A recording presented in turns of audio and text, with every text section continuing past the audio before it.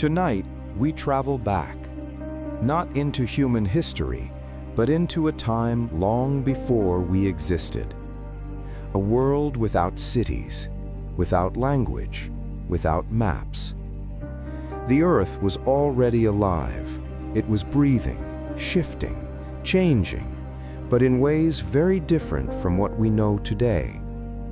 Hundreds of millions of years ago, our planet looked unfamiliar. The continents were not where they are now. Oceans covered vast regions of the world, and life followed its own rules. This is not a story about monsters, and it is not a story about disasters. It is a story about a world that existed for a long time, stable and complex, before it disappeared. We do not know everything about that time. Much of its history vanished with the Earth itself. What we see today are only fragments, preserved in rocks, fossils, and layers beneath our feet. In this journey, we will not rush, we will not search for sensation. We will try to understand what Earth was like before we were here. This is ancient Earth. The period we are entering now was not a brief moment in Earth's history. It lasted for nearly 56 million years, far longer than the entire history of humanity. This chapter of Earth's past is known as the Jurassic period. It began around 201 million years ago and ended approximately 145 million years ago. The Jurassic sits in the middle of the Mesozoic era, between the Triassic that came before and the Cretaceous that followed. During this time, Earth was changing slowly but fundamentally. The continents were not arranged the way we see them today. Most of Earth's land was still joined together in a massive supercontinent called Pangaea. But during the Jurassic, that supercontinent began to break apart. This was the moment when the Atlantic Ocean first started to form. What feels permanent to us today was once a new and unfolding process. Oceans covered most of the planet. Land was fragmented, often separated by vast bodies of water. Today, about 70% of Earth's surface is covered by oceans. During the Jurassic, that proportion was even greater. This was a world where water was the dominant force, shaping climates, coastlines, and life itself. The climate was significantly warmer than it is today. There were no permanent polar ice caps. Sea levels were higher, and moisture was abundant. But this was not a chaotic or unstable planet. It was a stable, long-lasting climatic period, one that allowed complex ecosystems to form, both on land and in the oceans. And that is exactly what we will explore next. The vegetation of the Jurassic period was not just a background to life. It shaped the world in which animals lived, moved, and survived. One of the most distinctive plants of that time were the cycads. At first glance, they look like palm trees, but they are not palms. Cycads appeared long before flowering plants ever existed, and during the Jurassic period, they were one of the dominant plant groups on Earth. Some cycad species grew as tall as 6 or even 7 meters, about the height of a 2-story residential building. Their trunks were thick and massive. The widest specimens could reach more than 1 meter in diameter. To wrap your arms around such a trunk, it would take 3 or 4 adults standing side by side. But cycads were not fast-growing plants. Many of them grew only a few millimeters per year. This means that a fully grown cycad could take hundreds of years to reach its size. They were built not for speed, but for endurance. There was something else unusual about them. Many cycads were toxic. Their leaves and seeds contained powerful chemicals that could damage the nervous system. This toxicity was a natural defense against being eaten too quickly. Some dinosaurs likely still fed on them, perhaps even helping spread their seeds despite the risks.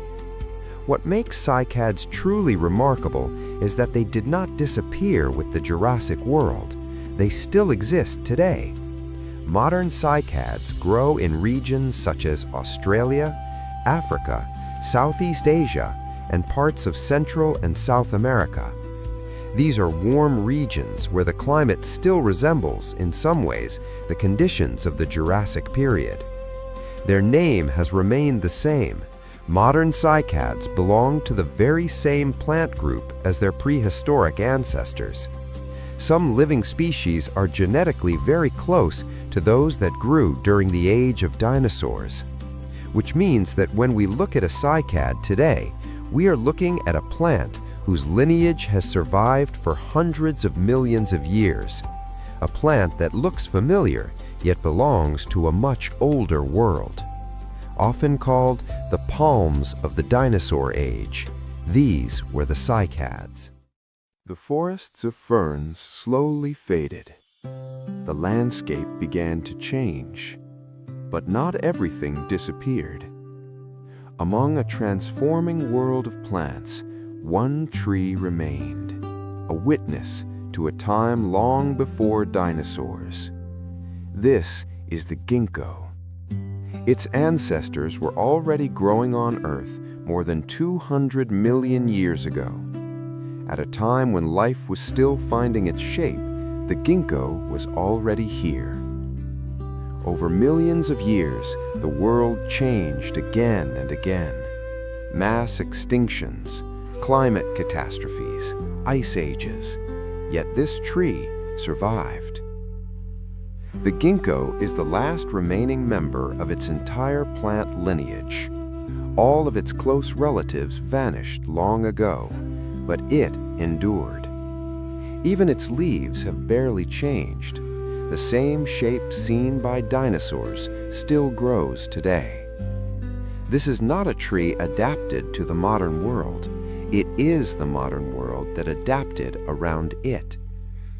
Even after the atomic explosion in Hiroshima, ginkgo trees grew new leaves again. Where almost all life was destroyed, they remained alive.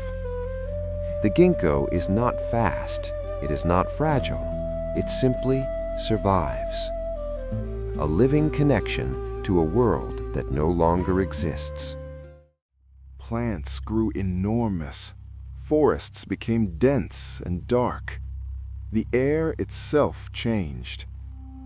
During the Carboniferous period, Earth's atmosphere contained far more oxygen than it does today, and that changed everything. Higher oxygen levels allowed life to grow without limits. It was in this world that a creature appeared which today would seem impossible. This was Arthropleura. It was not a dinosaur, not a reptile. It was a giant arthropod, related to modern millipedes.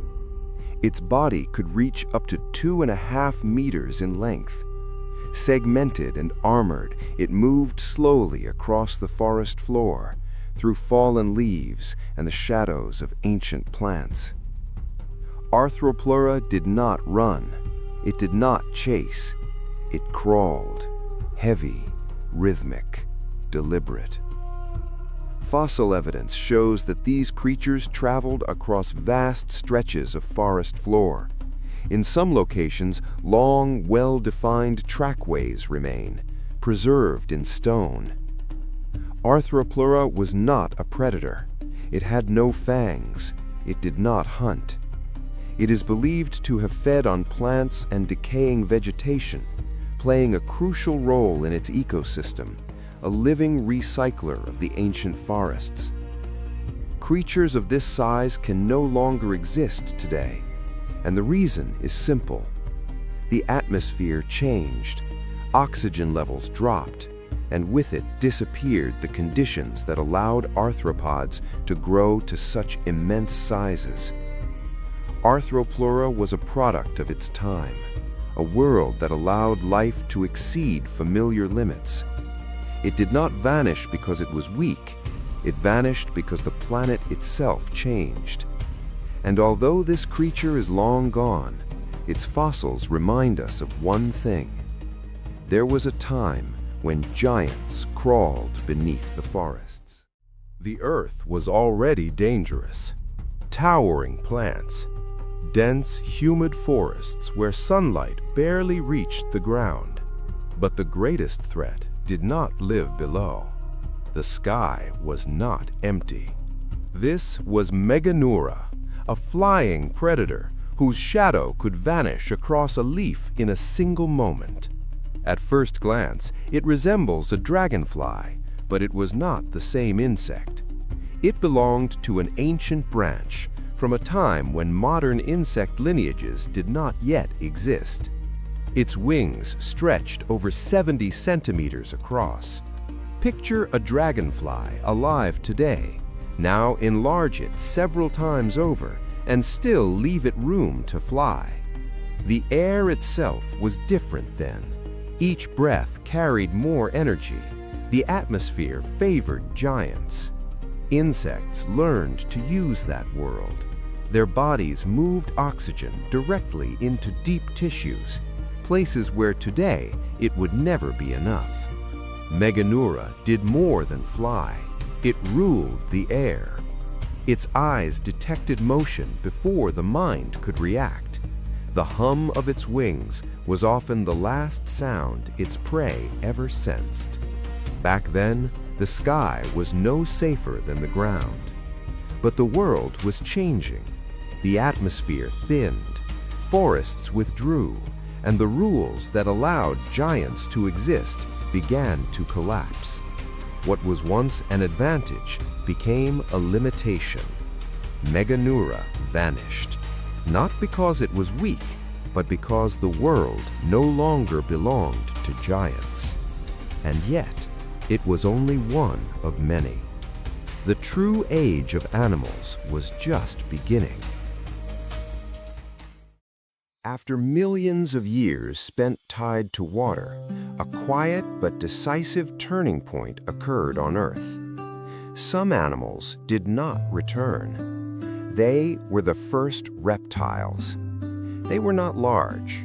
Most measured only 20 to 60 centimeters in length, low to the ground, slow-moving, almost invisible in their environment. But their bodies carried a revolution. Unlike amphibians, their skin was dry and scaly, designed to retain moisture.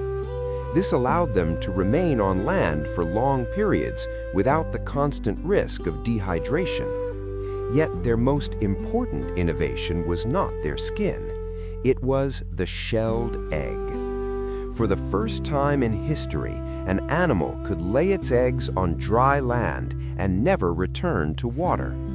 Inside the egg existed a self-contained world, stored nutrients, protective membranes, and fluid that shielded the developing embryo. It meant freedom. The first reptiles lived in warm, humid lowlands, among towering ferns and the fading world of giant insects. They fed on small invertebrates, hid in shadows, and moved with deliberate caution.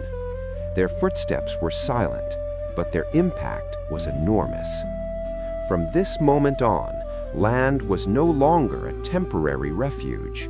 It became a permanent home. From these small, primitive reptiles would eventually emerge dinosaurs, mammals, and much later, humans. But for now, this was only the beginning. Small bodies, slow movements, the most important decision in the history of life. What we've seen is only a small fragment of a very long story. Life on Earth never followed a straight line. It experimented, it failed, it adapted, it disappeared and returned again. The first reptiles were not magnificent. They did not rule the world. they simply found a way to survive where others could not.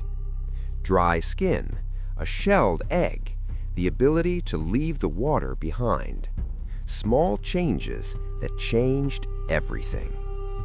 From these simple solutions emerged an unimaginable diversity, giant creatures, complex ecosystems, and eventually thinking life, trying to understand its own origins. Yet we still do not know everything. Many species remain only as fossils.